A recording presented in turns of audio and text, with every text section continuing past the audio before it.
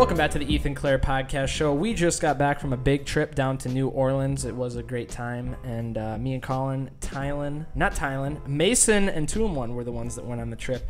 It was a great time. What? 2-in-1. Nobody knows who that is.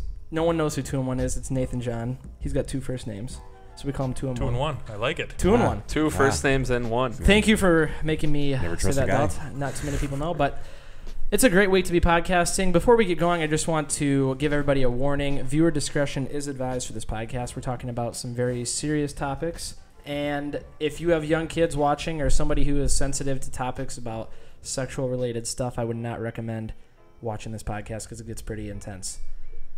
Now that I know that, can I bail? It's good to have you, Dane. Good to have you. Hey. You can leave the room.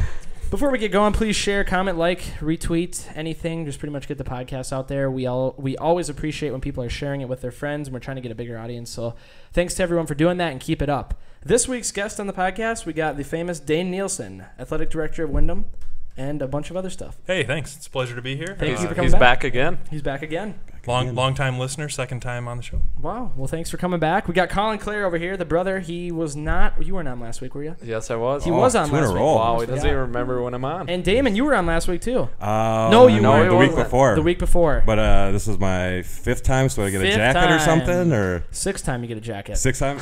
There you go. This time, do I get an Ozark The Ozark shirt? Do I you get one of noticed the those? shirt. I noticed Wow. the shirt. Well, yeah, let me tell you about that, actually. On the trip, before we got to Branson, we hit the Ozarks. You know anything about the Ozarks? A little bit. Hillbilly territory. Yep. Pretty crazy out there in the hills. Lots of fun. We went through the Ozarks in the middle of the night, got there at about 1 o'clock in the morning. Ethan And took us way out of the way. Like 2 hours out of the way. Jeepers creepers. We talked about that. Yeah, I was trying to find this ghost town in the Ozarks, this hillbilly town kind of, and it was not a very good idea because we ended up going on these gravel roads and everything. And I don't know if you ever driven through the Ozarks, but it's like 5-mile-an-hour turns, like it's a hairpin turn around some of these corners. And we get back there, and we finally get to the area where the ghost town is when this lady comes running out of the woods with red hair. She's a big old hillbilly looking one, you know what I mean? Yeah. She comes running out, yelling at the car. And I was kind of sleeping at that point. I kind of woke up because I'm like, what the heck is going on? This is something out of a movie. I kind of slam on the brakes when I see her husband come running out from the other side of the road. No. Huge guy. Big old guy Overalls? with a beard. Wow. Oh, yeah. Big old hillbilly guy with a beard. Help! We flipped our car. No way. No, I'm he like- yelled, call the police. Call the and police, Ethan yeah. slams on the brakes, rolls down the window. Why? We just flipped our car. Yeah, and I'm like, I've seen this in movies before. I'm not Right. stopping because this is when they The come. hills have eyes. The hills have This eyes. is when have all the eyes, yeah. hillbillies are in the trees This is waiting when for all us to the get Neff out. sons, the cousins, are all out in the trees waiting for us. Yeah. Hey, we stopped the car. Before you know it, get him. So we took off, got out of there, and I bet you guys would do the same thing if you were in this situation. It was sketchy. Like, they weren't by each other. They were running normal. They weren't injured. Yeah. There was no It was car in weird. the sight, nothing. And it was on a stop sign turn, so I didn't know how you could flip No a car. service Dane, what would in you the do middle if of you and your nowhere. family are in the Ozarks driving around in like in the middle of nowhere and What that would you happened? do, Dane? Because you'd find yourself in that situation, right? Yeah. Well, that's just it. If we were there, the kind of family that I come from, we stop and help. Oh, get out of Oh. town. Get out of town. It doesn't matter. We're Minnesota nice, born and raised right here in Wyndham. Hillbillies come running at me, long red hair, overalls. Yeah. Hey, going on this trip, I What figured can I out do to help? something. The Southerners are nicer than Minnesotans. The Southerners are The ones nice. you ran into. Yeah. But this is a different situation. This is the middle of the night in a Did very... the cameras come out? No. No. Not till the way back. Listen to this. So we keep going, and we're like, we're all shook from this. We're all kind of like, gosh, what would have happened if we would have stopped the car? We're thinking worst case scenario, we're all killed and then eaten by the hillbillies. That's what we're thinking. Pretty far out there. We watch too many movies probably, but who knows? So we keep going. We get to the ghost town, check it out. It's pretty not that cool, whatever. No, We come back this is the thing. We stop at I'm like, we got to leave now. Colin's like, the only way to get to Branson is to turn around and go the same way we came from. Oh, yeah. I said, I'm not doing it. He's like, that's the only way. I'm like, I'm not doing it. And I had like no service either. I couldn't load any other routes or anything. There's no service out here. So No I'm like, service. One bar maybe. I'm like, all right, if we got to go back, we got to go back. But I'm not stopping at the stop sign this time. I'm gunning it through. So we head back, and it's probably like 20 minutes back to that spot where we came from. What time was it then? It was probably 2:30. Oh, later than that, probably almost 3. Probably almost 3. Yeah, probably almost 3. We get back there, and I swear to God, we come over the hill, and there's like 4 cop cars, a fire truck, an ambulance, all these first responders. It was legit. They flipped their car, and we drove by the guy that was standing that we drove by, didn't stop to help him. We drove by me, he looked me right in the eyes. We drove right next to him. Wow. He's like, when I drove by, it was like a scary movie, like the wide eyes. And he's standing around with all the cops. Well, it was really. There's one thumb down for the views. Yeah. I felt like a big douchebag after that because it's just the odds were against us in a situation like this. Right. No, you have to be careful. We're going to talk about that later. Exactly. And that's kind of what brings me into the topic is you never know what people's motives are. And although you want to help people nowadays, you don't know what you can do and what you can't do anymore. And we didn't have any service. We really didn't know there what was going on. There was nothing we could have done. Yeah, if there was a bad situation, we really would have been screwed. Would have been screwed, yeah. Well, I'm glad I asked about the shirt. Should I ask about the hat? Did you go to Seattle? No. Colin, did you get the hat in Seattle, Colin? I did not get the hat in Seattle. Got other things though. Yeah, I did. Yeah. What'd you get? I got a few other shirts that Dane probably saw right after. Yeah, right after when he got back. It's my Wilder Demon farm team, AAA team, trying to make it to the majors. You got the Wilder Demons hat on. Yeah. Well, that kind of brings us into the topic of this week. It's kind of a serious topic compared to some of the other stuff we've talked about. And it's not something you want to talk about, but nowadays all you hear about, you turn on the news and all you really hear about is this Mollie Tibbetts girl. For people that don't know, I don't know if you're not, what rock you're under, but Mollie Tibbetts is a 20-year-old girl from Iowa, Brooklyn, Iowa, who went missing July 18th. So that would have been almost a month ago, a couple weeks ago. That's 3 weeks today. 3 weeks today. Yeah. So she went missing, and there's a whole variety of explanations to what happened, but pretty much the basic story is her brother dropped her off at her house, or her boyfriend's house. She went inside, was on her computer for a little while. She went for a run. And people say she came back to her house and snapped her boyfriend around 10 o'clock p.m. And after that, there was no other sign of her. Her technology was not turned on. Her phone wasn't on. And the police don't really have any leads. There's no evidence. There's no suspects at all right now. That they're releasing. That was one of the things that I saw people skepticizing about is why aren't the police releasing anything when they think they know information? Yeah. I like how all of our podcasts kind of tie in no matter what we're talking about because we talked about investigations like a couple weeks ago with Jeff LeCan. Yep. So if he was sitting here, exactly where I'm sitting, he'd probably say, well, they don't want to give out a lot of information to like cloud the case, or if they have leads, they're not going to release it. So if it goes to court down the road, or they're finding leads that people wouldn't know and hear in the news, and they're probably getting hundreds and hundreds of tips a day, and they're following up on 9, all of them, and maybe one of them are turning out. And it'd be nice, we'd want to hear more information, because then we start speculating what could happen when we get. Yep. But they're just not going to do it for those reasons. So might know, because we don't know if they see her Fitbit, if they know she's still moving around really.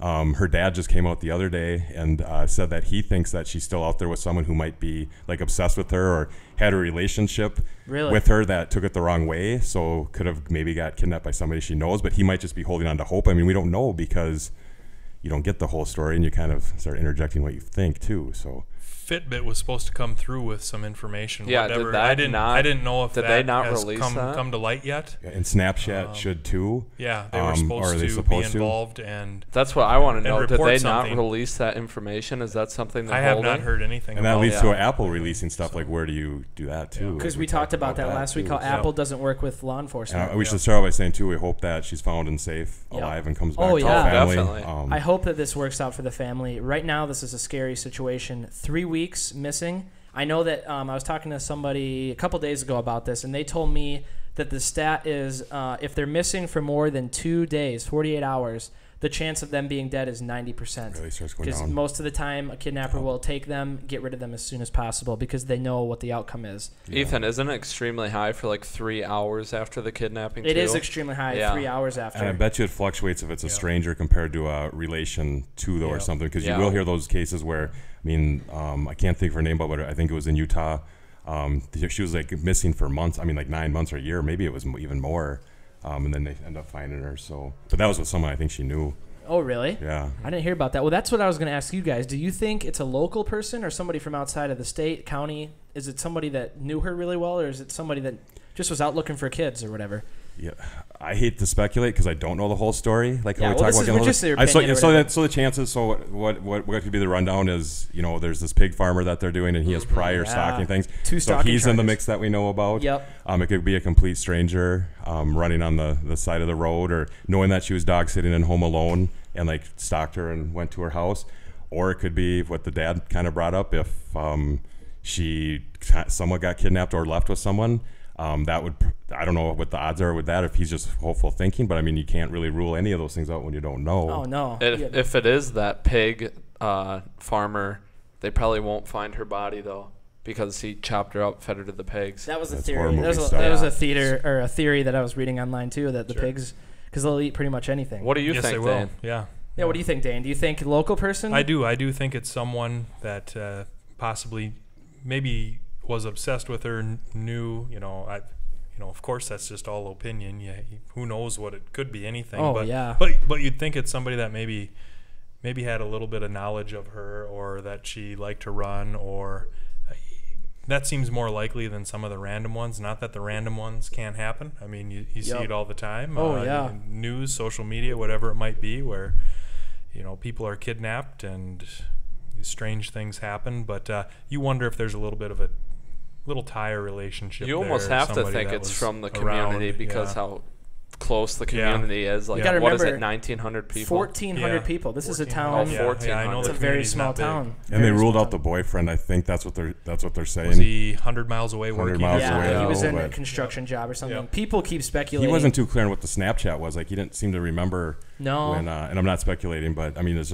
a novel right now. It is. It's really weird. And the thing that's weird to me is no one knows anything. Like, there's not even a sign or anything of this girl. That seems so strange. They did find her shirt by the pig Did farm. they say it was hers? They never said it was hers. That's what the news went speculating. But it was a red shirt from the daycare she worked at. She wasn't wearing that when she was running. And why would there be a red shirt? Well, I guess she could have gone home and changed from her running stuff into that. But that just seems weird to me. Why would they leave a shirt behind? The guy leave a shirt behind or something? Because usually they're pretty. Maybe there's a struggle and someone is coming upon them. And, true. You would, but or do you get it and come back and get it? What do you do? Or are you just so nervous? I mean, I would. Reading those things too, I'm like, she was watching dogs. I wonder if they're inside dogs, because they were. Yeah, they were in the basement. So like, I'm sure the investigators could look and see like if the dogs had messes in the house, like how long she was gone, maybe, because she probably would have taken them out. Like, just little clues like that. That is true, you don't release things like that. And I'm really hoping and praying that they have more information than they're letting on, because I know it is possible. Just if you get snatched and disappear, you might not ever have any trace. Like if it was a truck pull up on the side of the road with a gun, and a lot of people have guns in their trucks. Yeah. And if you pulled up and made them get in, like that. Right. Oh yeah, definitely. Right. Yep. Right. So. Well, and the other thing you got to think about is if the girl is gone, or let's see, if she was taken on what date was it? On the 18th is coming to my mind. She could be in another country by now. She could be halfway across the United States. If it's a sex trade thing, I don't think that the person is from around the community. Because if you look at these cases, other ones I compared it to that we'll talk about in a little bit here, Jacob Wetterling and Jaycee Dugard, both of those kidnappers were not from the community. They were from towns within 2 hours away. They drove to the community knowing that not many people knew them, or if anybody knew them, and they would just take the person, drive on the interstate, get as far away as they could before anybody even knew she was gone, or he was gone for You could have a serial killer on your hand. We're throwing all these options out. I mean, that's kind of what you're almost. I mean, it could be a isolated thing, but it could be that kind of. Those other ones I don't think were serial killers, but that's always in the mix. Hillbillies. Who knows? Yeah. Wasn't Jason's killer like the farmer? Jacob's killer, the farmer outside of town, or whatever? Well, that's the weird thing. The Jacob Wetterling case, they almost had this guy. Yeah, right after it happened, even though it didn't matter because you ended up figuring out later that Jacob was kidnapped and shot that night. Mm-hmm. But they interviewed that guy and searched his house and everything multiple times, like right around that time that it happened, and he got away with it because he had disposed of the body right after it happened, left no DNA or anything. But we'll watch a video in a little bit here that actually shows that they matched tire prints at the scene and footprints at the scene, matching his boots and his car, and they still didn't get him. I don't know how stuff like that happens, how people get away with that, but it just makes me think that the person who took Mollie is not from that community. She's from the guy or the girl, whoever it is, took her, drove her a ways away. I don't think it's anybody that knew her. And exactly, you know, like Damon was making the point earlier with the investigation and how we as public know so little, and they're keeping it. So, you know, and part of that has to do with instances like that. So they don't have things slipping through the cracks. So when they do have their person, they can make sure everything is cut and dried. You know, T's crossed, I's dotted, all of that. So because the littlest slight thing gets stuff thrown out or find, Right. you know, Oh, Then yeah. it's public knowledge. yeah, And yeah. So they've got to be very. It's really careful, interesting, just the like with comments. this Danny, Yeah. I remember Jacob Wetterling's deal. Danny Heinrich. Yeah, Danny Heinrich. Yeah. Really interesting, the comments that Mollie's father's coming out with. I heard. What were some of now, the and comments? I think haven't- if he's just keeping like faith and hoping that she's out there, but it's like fathers usually know their daughters a lot too. So if he's interjecting into the, I don't know. I want to kind of mention too, our talking. You know, they did find a body of another 20-year-old woman while they were searching for Mollie. Really? And it wasn't like brushed aside, but it's showing you that you have to be aware of this stuff. And her name just came out. It's Sadie Alvarado. Really? Alvarado, I think it. And I hope that from the story, she gets not covered, just not going to make anything better. But like, she's not just someone they found that's not Mollie. You know, like I hope that one was a case where her boyfriend's now saying that they got in a fight and he threw her out of a car and left her there and came back and looking for her. That's his story. That doesn't sound all that plausible to me. Sounds like probably a domestic dispute, and it's showing you that this is a real problem with domestic violence, and if we don't go into sex trade, but like, and just being aware. We're going to talk a lot, but it's like you don't have to have a sister or a girlfriend or you just have to be human to know that how you feel when you hear these stories. And that's, I don't know, it's, if we all just be aware of what's around us, like not live in fear. You can't live in fear, but these stories, if anything positive comes out of them, is like being aware, because we all have a friend. Some of us have sisters, girlfriends that, and even guys, it doesn't just happen to girls, but I mean, that's what That's a big wake-up call for a lot of people, too. Yeah. They got to be more careful. I know I told my friends afterwards, I'm like, I hear you're running, and, running, that's good, but, like, always know your surroundings. Like, don't live in fear. Still run, exercise, but don't, like, just be aware what's going on. Well, I didn't know about that, actually, the Sadie Alvarado. They found her, is that the same area as where? It was a couple hours away or 100 miles away. I mean, not too far away. I just looked it up here, and I hadn't heard about this, I guess. When was that? When did they find her? A couple days This ago. is a couple days ago. Yeah, the news article came out on August 7th, 10:14 a.m. It says, the body of a woman found during the search for Mollie Tibbetts has been identified as 20-year-old Sadie Alvarado, whose boyfriend has been arrested for allegedly leaving her on the side of a rural road in Iowa. Alvarado's body was discovered in a ditch along 235th Avenue, a gravel road in West Point Township. Alvarado's boyfriend, Damian Heyman, turned himself in later that day to the Lee County Sheriff's Department. Wow. Yeah, see, I mean, like, They got in an crazy. argument. it is. He said that during the argument, Alvarado jumped out of his car, according to a criminal complaint. Doesn't add up to me, but Wait, jumped out of the car and died? I guess if you were going fast. he enough. probably, I don't want to speculate. So the court date's coming up. So preliminary hearing is on August 24th. Wow. So we'll hear more about that. I don't think they're related at all, though. I don't think there's no correlation between the two. No, right? that was more domestic, I would think. That's crazy, though. Yeah. So they're finding other people while they're looking. And other people have gone missing since then. There's too, been a lot of correct? people in Yeah. Iowa. I've seen that, but it could. I know that when we talked, I was talking to Dad about this, and he was saying that a lot of the people that go on the missing kids or whatever are people that just ran away from their home. This is true. It's like, And then they end up finding them. If they're divorced, that they or went to their abduction mom. from Yeah. parental disputes, and they're taking the kids. And if they custody leave, battle stuff. if they run away like 3 times, that counts as a missing person each time. Yeah. So that 40 number is. So it's scary. It's still on history. It's still on par for what it normally is. It's a lot when people realize it. And they're like, oh my gosh, it's like. I don't think that right now, though, if you're like in this time that we're in, I don't think there's an influx of kidnappings going on. I think that ever since the Mollie thing came up, I think people are looking more and more to make it seem like there's a whole bunch of people getting kidnapped. I don't think that that's the case. I think that this one girl is giving light to all these other people that are getting kidnapped. Yeah. That's kind of what I think. Maybe there is somebody going around. I heard rumors that there's a guy on I-80 who's driving a big semi-truck around picking people up and throwing them in the back. That sounds pretty far-fetched, though. I don't know about that. It is creepy, though, because such a small town in Iowa, and then we live in a small town in Minnesota, which is so close to Iowa. It really hits home. Quite a bit smaller than shows Wyndham. you that it can happen anywhere. Yeah. Isn't it amazing, too, how, not only on the news, but it used to be the missing child was on the milk carton. The milk carton. carton. It's, Wetterling. it's all over social media everywhere, just like that. And they're retweet this, spread this. Amber alerts are amazing. All of and that. here's an interesting comparison too. The Jacob Wetterling, the amount of money, the reward got up to $200,000, which is what the Mollie Tibbetts one is at right now. It's at 270, I think. 270. It hit her. It's the highest ever. Oh my gosh, that's crazy. Over $250,000. But that's if they get her, find her safely bring her back. I'm sure there's a reward for like a good lead though. Well, if a lead leads to her being found, you get the money. But one of the weird parts about this is the mom said she would give the kidnapper the money if they returned. That's one of the things that the cops said has never happened before.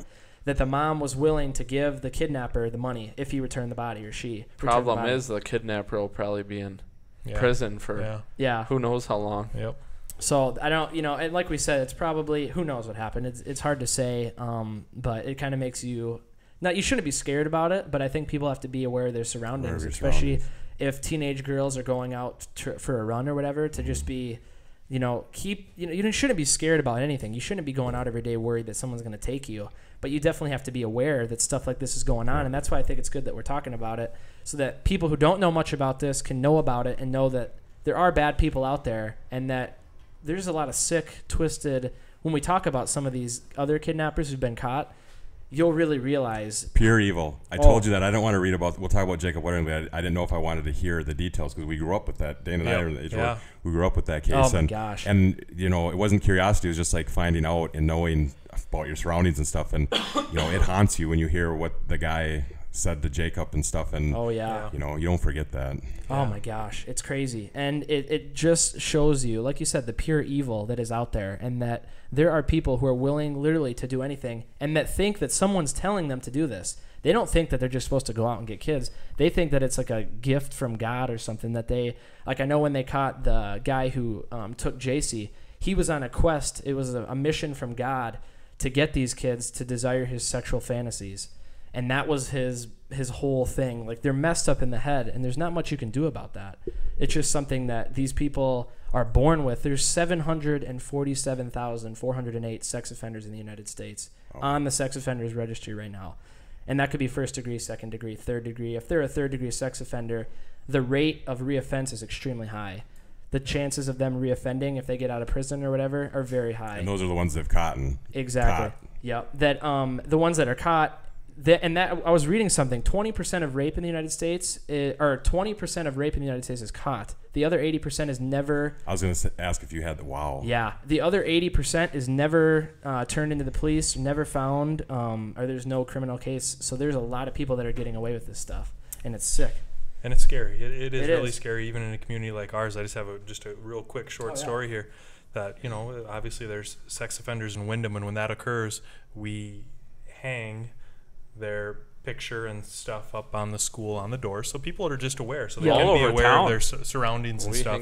And going into school, around town, going into school with my 10-year-old daughter, she had questions about that. She's to that age now, and she's starting to ask a lot more questions. She had questions about that, and I kind of just explained what happens, what might have happened, not knowing the whole story, that these things do happen. You just have to be on the lookout, and we're posting that so you're safe and know who to look for, who this person is, just in case somebody would approach you, and we went over that. Well, she's playing 3-on-3 basketball like the next day after talking about this, and we go to school at 7 o'clock at night. And I park around back by our weight room. Sorry, I know people don't know where this is at, but the picture is back there by the weight room, and my daughter forgets her water bottle in the car, and I hand her my school keys, obviously employed by the school, and it's just a little lock, the chip to let her back in, and I said, just go get it. And she goes, well, the door might not open. I said, just go get it, and I'm sitting there, and then I start talking, and she doesn't come back. Well, she got locked out. She couldn't get back in, so she had to run around the school, and this was halftime of her 3-on-3. She comes in just crying, teared up. Gosh. And I'm like, well, what's the big deal? You just had to run around the school. Well, it was about 7:30 at night, and the skies were a little gray and dark from rain and whatnot. And she comes in and has never, she just totally reamed me about not letting her in the door, and she got nervous. About I found out eventually she was so scared about that picture on the door, and if that guy was out there. Oh yeah. And so it is. It's a scary thing, and it was. I've never had my daughter punch me in the shoulder, but she did. 'Cause she was that scared. She was just mad at me that I wasn't there to protect her, and she was really nervous about that picture because we just talked about that picture the day before, and it's still hanging there. That was scary. Yeah. Real quick, like I'm up at Rainbows, for those of you that don't know, and we do horse-assisted therapy, so we do programs with kids, and we always add a little part in there about stranger danger, and because we talk a lot about trust. We use the horses to build trust, but that trust also has to be earned, and you have to know the person. We do pay it forward, so just approach someone, and to pay it forward you have to know. So we tell them a little bit about strangers and that stuff and make them aware of their surroundings. And like parents should talk to their kids, like Dane, you did, so they know like passwords if someone's supposed to pick you up, or like a big one that I always remember as a kid is if someone pulls up and whispers, so you have to come to the car, or something, or if you got a cute puppy or candy, Like, so you talk to your kids, your friends, be aware. Well, that was one of the things I was going to ask you guys, as grown-ups, more people who are dealing with kids and stuff, is what do you tell younger kids? Grown-ups. Yeah, there you guys Finally, go. Damon, it took us a while. Did it. It's official. What would you tell, because I think this is a good thing, too, for parents who are watching, or if there are kids watching or teens watching, what is some good advice for people who are worried about this kind of stuff happening but shouldn't be walking around in fear all the time? What's some good advice to avoid a situation like this before something terrible happens? Well, I think it's things that Damon just mentioned, too, and, just knowing your surroundings, being aware of things, it's stuff like, too, even my wife who goes out and runs just about every day all over the place. She's out running and just find a partner if you can. Just being aware of things. Yeah, carry sprayer, partner, knife, phones, knives, things like that for someone older. But then too, like I said, just having that talk with my daughter, with the daughter, with the son, whoever it might be, having that talk and just reminding them, I think, is good. And Damon brought up a bunch of other great things. I remember how heightened that was, especially like with the Wetterling. Yes, he's the exact same age as me, same grade, and my mom was not like nervous about it, but she definitely took the time, just like we do now, to talk about those things and let me know, because we're all over town on our own by ourselves. And that happened in Minnesota too. 10, 11 years old, 12 years old, riding bike all over down to T-ball, underhand. Don't put yourself in shady situations. I worked in a bar doing head of security for a while in Mankato, and then a lot of times we'd watch, and you want to warn the girls because you want to. If they're out with a group of friends, stay within your group.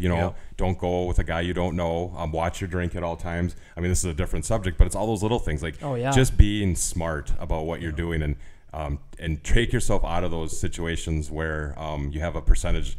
There's always a small percentage something will happen, but if you take less risks that are risky like that, it's not your fault that you want to go and have fun, or it's not your fault that you're going to go running. Yeah, exactly. But just be aware of what's going on. Yeah, and now there's a thing I saw. This has probably been in Apple phones forever, but I saw there's something if you push a button. I don't remember what exactly it is. I think it's a home button three times. If you push the home button 3 times or something, I think it'll pop up. You know anything about that, doll? If you push it, 5, I think. 5 clicks on the lock button. 5 clicks on the lock button will bring up a screen. I think you just have to swipe and it'll call the police and send them your location, which is an extremely good thing, because if you're in a situation you don't have time to react, you can do that quick and the police will be on their way. I don't know if that's ever been tested and proven to work.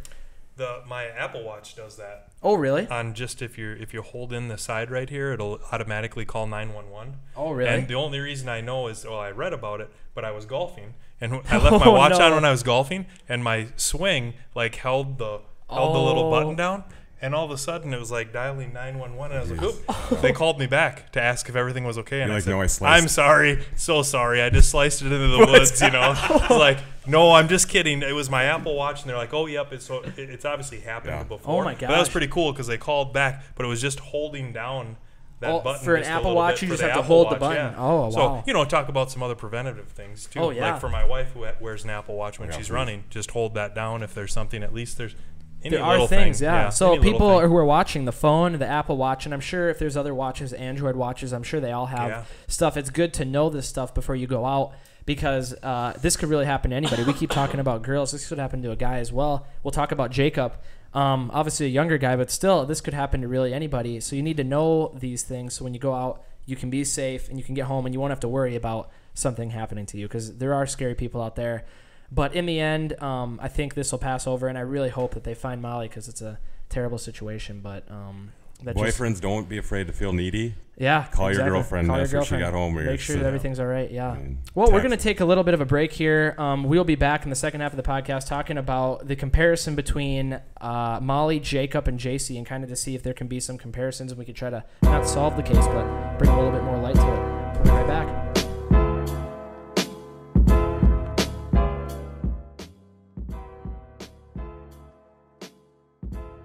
Welcome back to the Ethan Claire podcast show. We are talking about the missing Mollie Tibbetts from Iowa, and this part of the podcast is mainly going to be devoted to talking about the other missing people that I brought up, Jacob Wetterling and Jaycee Dugard. Two of them with totally different fates. Jacob went missing October 22nd, 1989. Was found September 1st, 2016. Sadly, he was killed by Danny Heinrich, who was caught on... That would be 27 years later he was caught. He got away with it for that many years, and the only reason that he was caught because he was a person of interest, and they actually searched his house and they found 19 three-ring binders full of hundreds of images of child pornography, and that led them to do a DNA test, which linked him to a earlier rape and rape of Jared Schriel, and that ended up leading to the discovery of DNA that matched Jacob Wetterling. So he was charged 27 years later, is now facing, I think, 20 years in prison with an opportunity for parole. But with the case and knowing the background, there's no way this man's ever going to see the light of day again. And I know that prison is usually a pretty terrible place for sex offenders. I heard that Larry Nassar, the first day he went to prison, was actually beat. Like, they beat the crap out of him, which I'm not complaining at all. Terrible guy, raped hundreds of girls, I'm pretty sure is what they were talking about for Larry. But you guys were alive during this. We weren't, so we can't really talk too much about knowing the whole thing, but the background. This is kind of the situation me and Colin are in right now, and you guys as well, with the Mollie. What do you see as similarities from now to back then with the Jacob Wetterling case back in '89? Probably how it's so heightened, and why we're talking about it now. It was the same thing I kind of mentioned before too. It was like really brought to your attention, to your families, moms and dads talking about it, really revisiting safety things that we've already talked about. That's the number one thing that I see, and how it's all over the place. And be safe, be careful. Awareness. What are some things that you can do? Those are the big things. Obviously, I don't know. You talked about 11-year-old boy, 20-year-old girl, but I do, remember and obviously being from Minnesota and living in Windham and having that happen. It's kind of been front and center all of our lives, and really became front and center a couple years ago when that came to light. I personally didn't ever think I would see in my time that they would know what happened. I didn't. I'll agree with that. I wasn't sure that we'd ever really know. Yeah, and you always want to think positive. I mean, you pray and hope that they do how they grow older and you'd find them, but without knowing all the details again, then when they do find the body, it's like closure for the family. At least you hope that it isn't that. But the comparisons, Dane said exactly, the awareness. The way the media covers it as well as they can, and they can't put out a lot of details like we said, so it builds that awareness, and you hope that it doesn't turn into, it's almost like, frenzy's not so bad, but you don't, let me rephrase that. You shouldn't whip into a frenzy. It should just make you aware, because it is a big problem. So how do you take care of that problem too? It's tough. We talked about mental illness. You can only do your best at working on things like that if it's related to mental illness. But like we say, there's bad people out there, and you have to just make yourself aware. The good.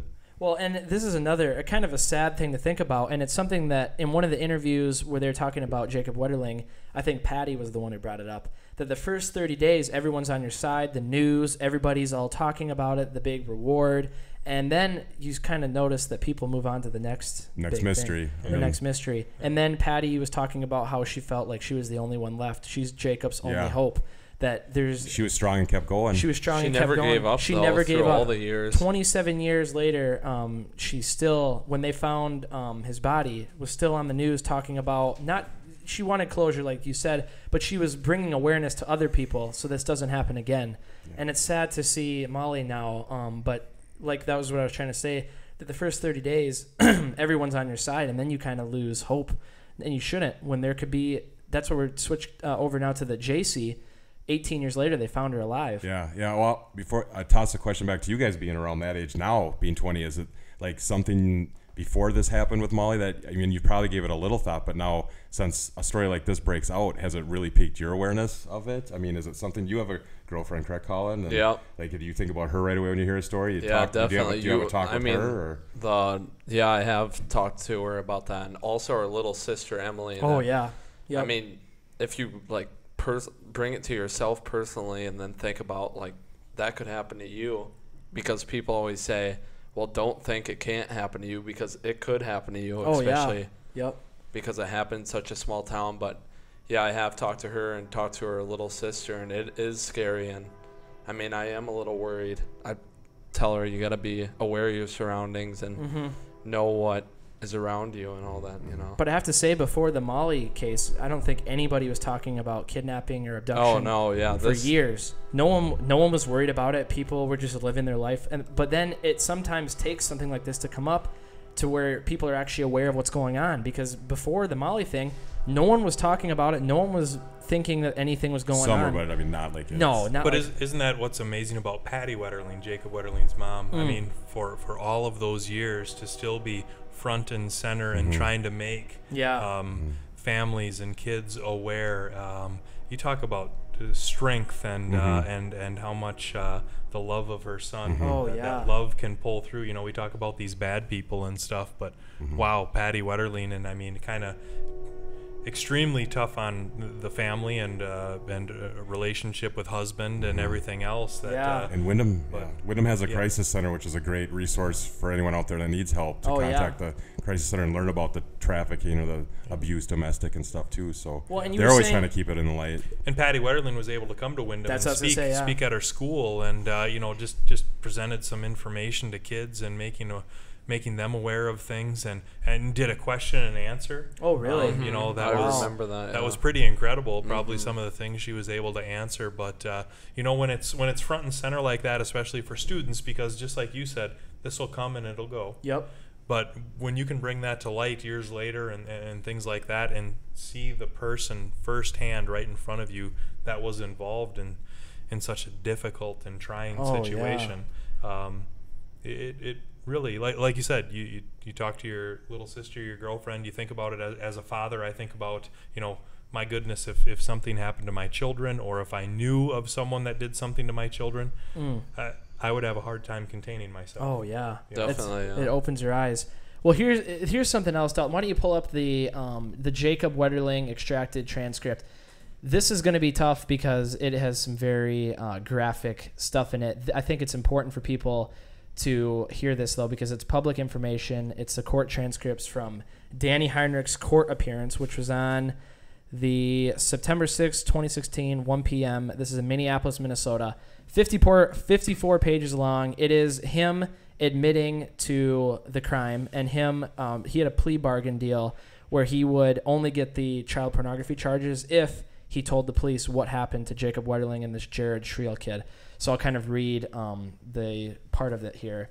So Mr. Schleicher, I don't know if you want to read Schleicher, Damon, and I can read. Oh boy! I went from not wanting to hear it to doing. Well, you're reading Schleicher. Okay. You're his defense attorney. I will read Danny Heinrich. Okay. So should I start out here? Yeah. So you're the top part there. I need you to tell the court what happened on the evening beginning around 8 p.m. in the city and town of St. Joseph, that area. Now I'm reading for Danny Heinrich. I was driving on a dead-end road. I noticed these children on their bicycles with a flashlight. I pulled into a driveway, passed after they passed me, turned around and faced the direction of that road that they would be coming back on. So he was waiting for him. Approximately 20 minutes or so later, they came back. I stepped out of my car. I put a mask on. I reached for my revolver. I proceeded onto the road. I confronted them. I told them to get into the ditch with their bicycles. They cooperated. They did. I asked their names, their ages. And then we'll skip down a little bit here. He tells them they tell them their names and everything. Then I told Trevor and Aaron to run away, not look back, or I would shoot. And I took Jacob back to my car. What did you do when you took Jacob back to your car? I handcuffed him and put him in the front passenger seat of my car. Did you handcuff him behind his back? Yes. After you handcuffed him, did Jacob Wetterling say anything to you? He said, "What did I do wrong?" Okay. What did you do after you placed him in your vehicle? I got into my car. I got into my car, and we drove out of town, out of St. Joe. On the way out of St. Joe, I had the scanner on. A lot of police activity started coming over the radio, so I decided I would head back to my hometown of Painesville. So now he talks about the scanner. This is you, Damon. Did you instruct Jacob Wetterling to do anything when you were driving? On the way out of St. Joseph, I told him to duck down, lean forward in the seat. When we got out of St. Joe, I told him he could sit back up. Did he make any statements to you at that time? Nope, he did not. Okay, and where specifically in Painesville did you go? I went to that when I got to Painesville. Before I got to Painesville, I turned on the Sewage Pond Road. About 100 yards up that road, there is an approach into a field next to a grove of trees. In this area, is there also a gravel pit in the area? There was then, yes.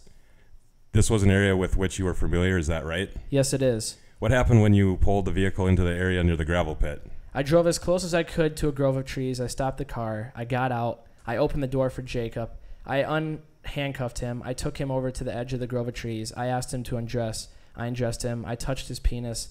I touched my penis. I had him masturbate. In about 20 or so minutes, about half hour later, he said, "I'm cold," and I said, "Okay, you can get undressed," and I got dressed.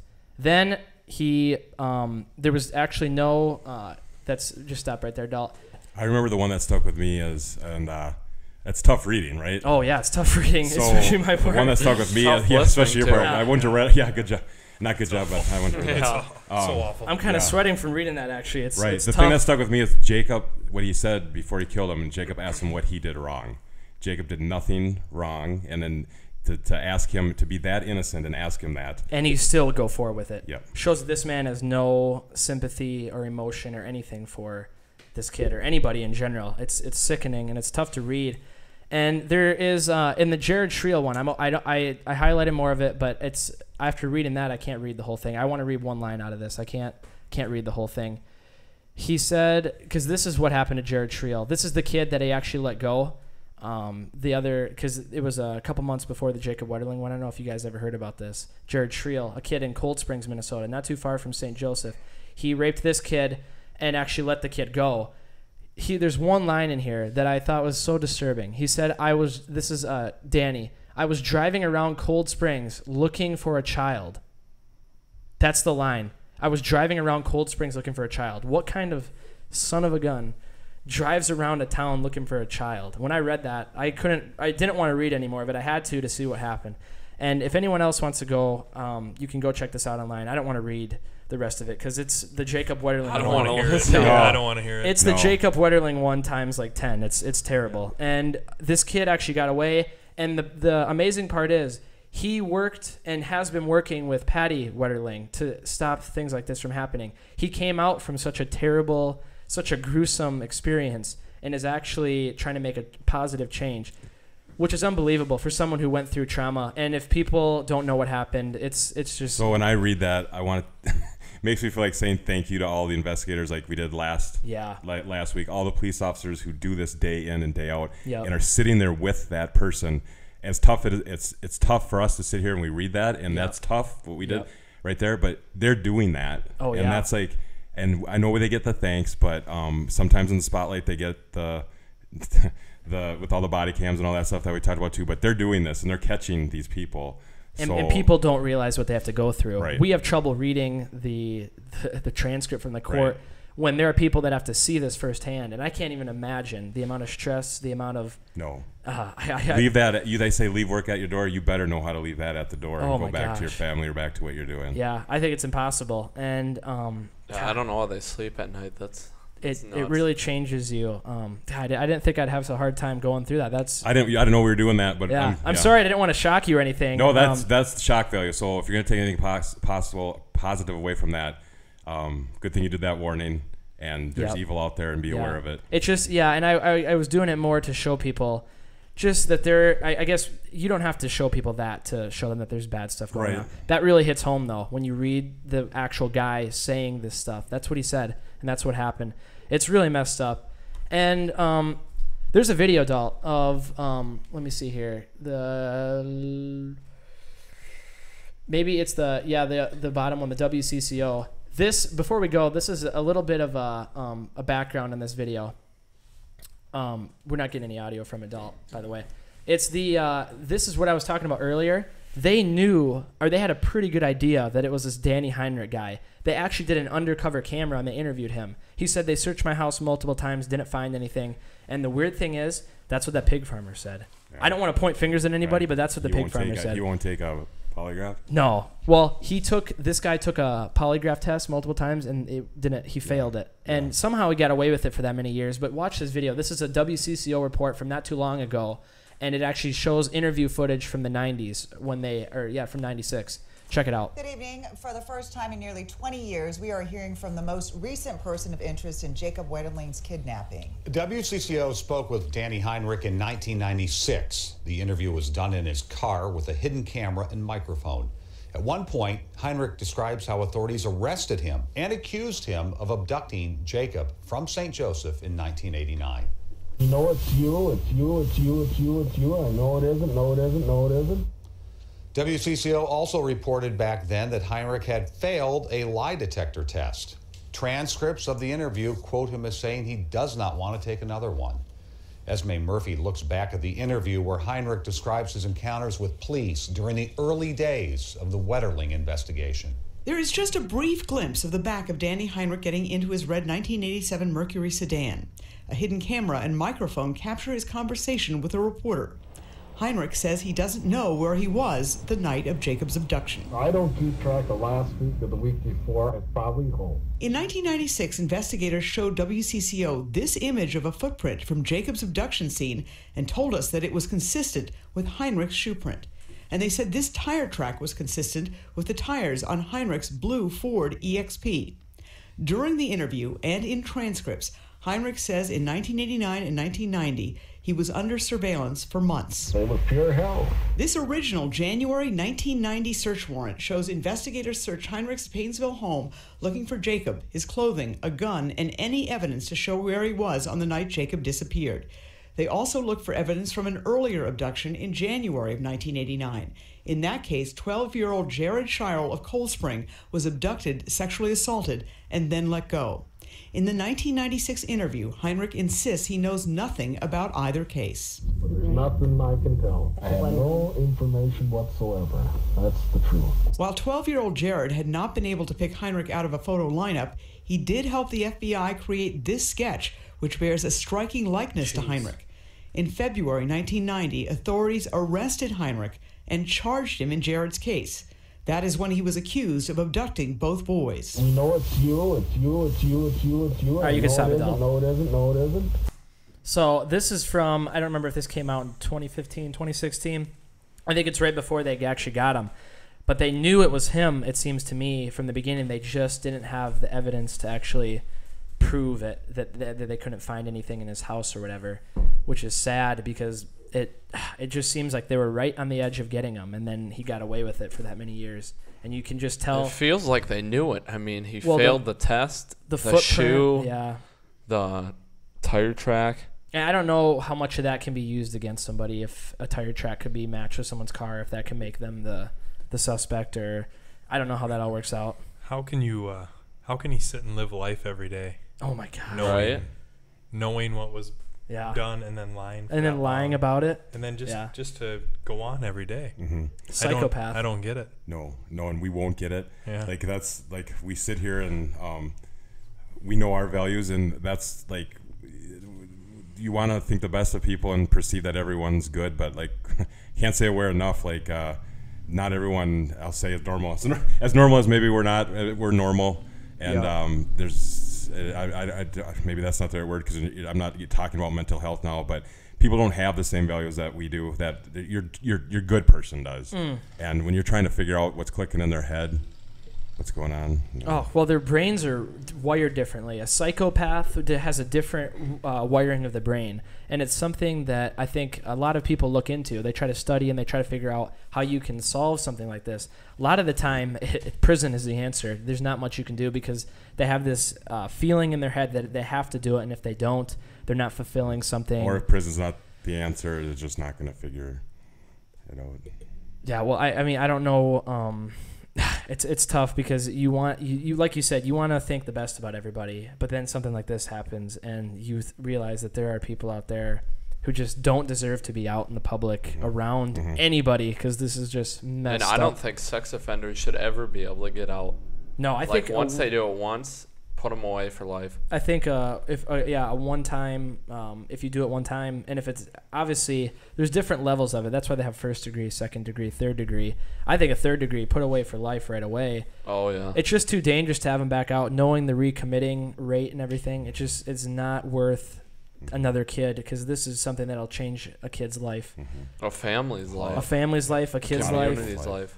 Just take their innocence, and it's messed up. And to compare, part of the thing I want to do is compare the three.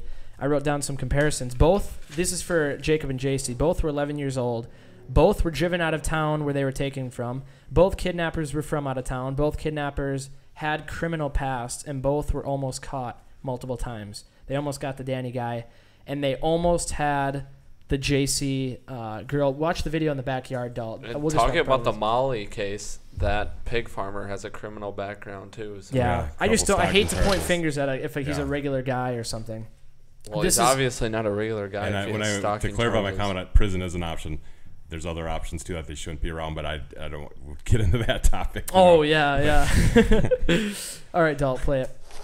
Across a neighbor's fence, the secret backyard prison seems to be a jumble of tents and trash. It is here that for 18 years, Jaycee Dugard was held captive, and apparently where she gave birth to 2 children. Damon Robinson lives next door. It reminds you of the Hannibal Lecter deal. It's creepy. What lay behind the house on Walnut Avenue was kept from view by thick shrubs, tall trees, and solid fences. Entered through a narrow gap hidden by a tarp, there was a secret second backyard, a crude prison. There, investigators found a series of sheds and tents they say were strategically arranged to prevent any contact with the world beyond. Chillingly, one of the sheds was completely soundproof, with a door that could be opened only from the outside. All right, you can pause there were 2. And they talk about how multiple neighbors called... They called this in, that there's people living in this backyard. And the parole officer, probation officer, whatever, came to this house once or twice a week, and they never checked the backyard. This girl had been living there for 18 years, the parole officer. There's videos on YouTube of the parole officer going in, and the guy just wouldn't let the parole officer go in the backyard. Never checked anything. The neighbors called in that there was people living in the backyard. And they never even looked. Never looked. Did she escape or was she murdered then? She was brainwashed. She had multiple opportunities to get away, never ran away, never tried jumping or anything. This guy had manipulated her so much. She's still alive though now. She's still alive to this day. And what happened was, this guy is such an idiot. The Phillip guy is such an idiot. He brought her to the FBI building, a federal building, and brought her with, and her 2 daughters that she had with him, and he was handing out propaganda about something he was trying to push or whatever, and a lady noticed that the 2 girls were acting weird. They were almost pale. They'd never been outside really, and she came up to him and asked for his identification. They ended up finding out that it was the girl that was missing. She did not tell them that she was missing until they were taking him away in handcuffs. That's when she snapped out of it and stopped lying about her name and everything. She was that brainwashed. It's scary to think she had so many opportunities to run away, but she never did. I think we looked that up in the break. The one I was talking about from Salt Lake was Elizabeth Smart, and hers was the same situation. She was kidnapped from a couple, and they did terrible things to her, and I think that was 9 months. But I think she was going out in public with them, too. I mean, I didn't go where he did it, but, I mean, jeez. I think people should really... The Jaycee Dugard one is so interesting because this guy, the Phillip guy, was so messed up. He was running a graphic design company. She was actually working for his company, designing stuff. She answered the phone to customers, clients and stuff. Never told anybody. It's so unbelievable to me. So Mollie's father, I think one of the statements he said was, as unusual as this case is right now, he thinks the outcome is going to be as unusual. So I mean, I don't why that statement. The outcome's going to be as unusual as the circumstances. Don't quote me on that, but I believe I remember reading that because the recent one, something like the father did. Yeah, I feel like is the family involved in this? Yeah, didn't you say something about like so much stress and he's just having so much faith, so much faith that she's out there maybe still. Ethan, didn't you say something like she didn't get along with her mom? And there's been a bunch of theories. So we don't know. See, those are the conspiracy theories that we talk. There's a lot of conspiracy theories. There's a whole Reddit page about theories about what happened to her. The best one I could find, the only one that I thought this maybe could have happened. She was on her jog. Somebody drove by, saw her, maybe was waiting for her, kind of like the Jacob Wetterling. Found her, raped her, killed her, threw her into the cornfield. Because right now, if you guys aren't, for people that aren't from around here, the corn's very high. And you're not going to find anything in there. Children of the corn. Children of the corn. You're not going to find anything until harvest. Malachi. Maybe they're not going to find Mollie's body until harvest. And I don't know if that'll be... I'm still praying. Yeah, no, I'm hoping that's not true. That's just a theory. It was a theory, Yep, that I thought that might be something, because you got to kind of think of the area we're in. That could be something that wouldn't be hard, be quick, would be something where there'd be no evidence besides when they find the body. And that'd give the guy enough time to get out of here or whatever happened. That's just a theory. I really hope it's not true. Mm-hmm. Going off a little bit here, and I mentioned earlier like how these guys can live like this, and live. Do you suppose there's a little bit of when they're caught? Do you think there's a little bit of relief? No.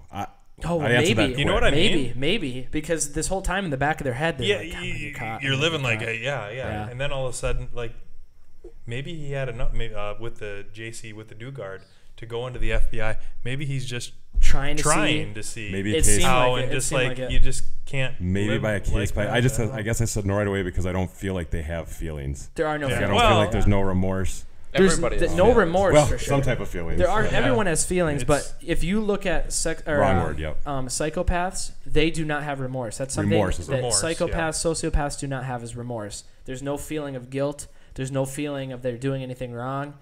And I think what Dane might be talking about is that there's a feeling in the back of their head that any day could be the day I'm going in. Yeah. So let's see how much I can push it. Yeah. Which is a crazy thing to think about for somebody who doesn't do this kind of stuff. But for somebody who is out there taking kids, it's a whole nother mindset. I would not be surprised if they were pushing the limits to see what's it going to take for me to get caught. Yeah. Bringing her out to the grocery store, to the gas station, they brought her like parks and stuff. Yeah. And it took them going to the actual government building, pretty much the police, for them to get caught. That's unbelievable. And there's a whole list of all the times that this house was called in.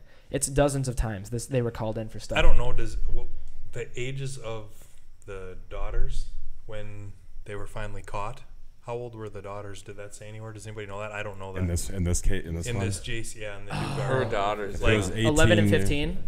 11 and 15, because they're like, I think they're like out on their own now. The daughters. I think so. Yeah. Right? Is that right? Yep.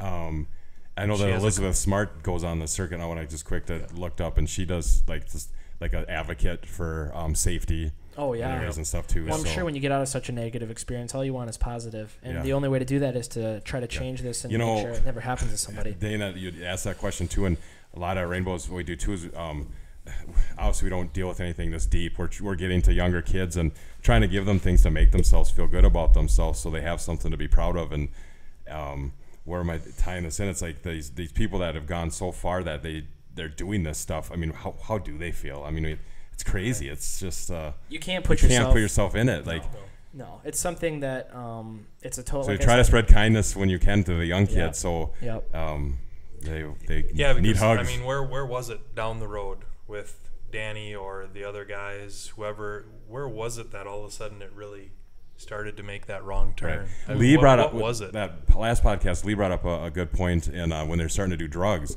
Where do they hit rock bottom? Where that's all they can do to turn to feel is to do drugs. The guy that kidnapped Jaycee was extremely into drugs, big time, huge drug addict. And that's a weak. He used the term energy. Weak energy. Energy. He used that term that you're to that point where you're doing that and letting those things in. Oh yeah. Like I find it weak.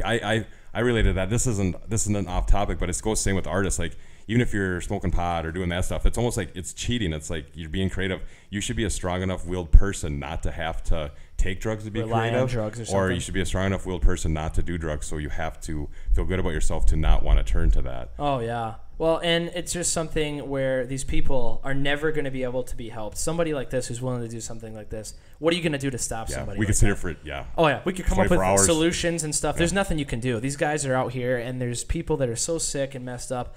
You think about some of the stuff, you can't think about it. We can't even read some of the stuff that they did because they're so messed up. I don't even want to think about it.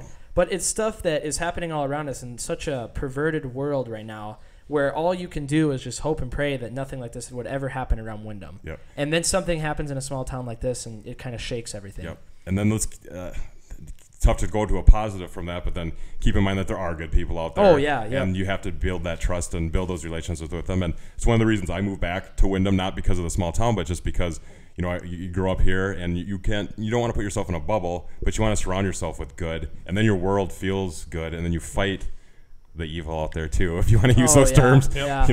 Well, I mean, it's true. It's fighting the evil. That's what Patty Wetterling was trying, was fighting the evil. There's people out there, and the only thing she can do, and the only thing she needed to do, was to go out and tell the story of Jacob, and just, I guess that's what we'd be. And that's why you want to do this podcast. Yeah, I want to do that podcast. The word should get out there, yeah. and I feel like we covered a lot of great things to. Oh yeah, just gotta keep looking. Be aware. Spreading awareness about it. Keep spreading awareness about it. Keep praying for the families, especially the Tibbets family right now. This has got to be one of the toughest things, because this is kind of getting to the point right now where people are kind of moving on to the next thing. It's been 3 weeks. It's going to be a month here before we know it. Yeah, and hopefully people don't give up. Hopefully people don't give up. And I'm hoping, that's what the family's thinking too. Hopefully people don't give up. And it's amazing to see the amount of people who are pitching in for the reward, that she's returned safely. And it's great to see all these different communities, even people in Windham. We're talking about it here in Windham, and I know when we went on the road trip down to New Orleans, we were driving through towns and we saw the posters up in gas stations. We'd see the posters up on the back of semis and all that. Yeah, that people are really, really spreading the word. And I think, like you were talking about, Dane, back then it was milk cartons. Yeah. Nowadays it's social media is really blowing up. The retweeting, there's a positive of that. Yeah. We talk about the negatives of social media a lot. Then you look at something like this; it's a positive because it's really a great way for a huge amount of people all over the Midwest. And then we won't forget any of the other ones that weren't on social media, and when you're finding, other bodies and stuff too. Yeah. Yep. It's a good way to keep track and to make sure that everyone who has been taken or whatever is remembered if they are not found alive. It's sad to see stuff like this, but. It's been a sad topic to talk about this stuff. You can't play What the Fake today. No What the Fake, and you don't want to give away stuff either, because this has definitely been like a different vibe from this whole podcast. Yeah, it's kind of it's a sad thing to talk about. But it's something topic. You need to. It's important, like you said. Yeah, it's important. Something that people need to be aware of, and just like we said, you be aware of your surroundings, and all the stuff you guys talked about. The advice you gave was really good.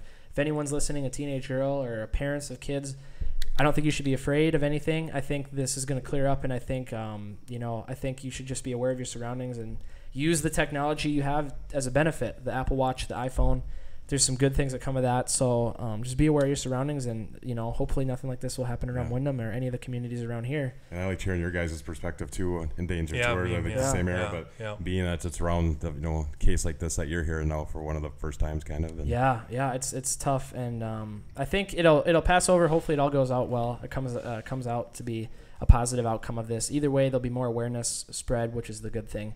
So thank you guys for coming on so much. Thank you, Dane. And I know you weren't expecting. I wasn't expecting this. I want to. Not that this was a good subject to talk about, like you said, but can I come back maybe for a positive one? Because Dane and I are really funny together. We'll get you. We're like scheming and we're doing little. We're doing hustles. I knew you guys were alive for the Jacob Wetterling thing and everything. So I appreciate it. It was good. It was very interesting. It's a tough subject. It's tough to talk about. I hope it helps somebody. It really is. I think we will. I think people will. I think a lot of the stuff we talked about, even though it's tough, people don't want to look at this, and we're bringing some light to it. It's tough to do, but I think it's important to not forget about the past, and so we don't end up repeating it, which seems like it might be happening. Who knows? But thank you for coming on, Damon. Thank you, Colin, so much. Here we go right there. Oh. We always get to do the awkward fist bumps. Like it. There we go. Well, thank you everyone for watching. Sorry again if this was a depressing topic. It's tough to talk about, but like we said, it's important. We'll be back next week, hopefully with something more encouraging, a little bit more positive, and maybe we can have a little bit more humor thrown in there. We're going to go find that wilder demon. We're going to find the wilder demon. That's a big topic. Maybe we'll get Adrian Lee back on here. Who knows? We got all kinds of stuff coming up. And eventually we will be moving the podcast to Mankato, so make sure you keep watching for that. Thanks everyone for watching, and we will be back next week.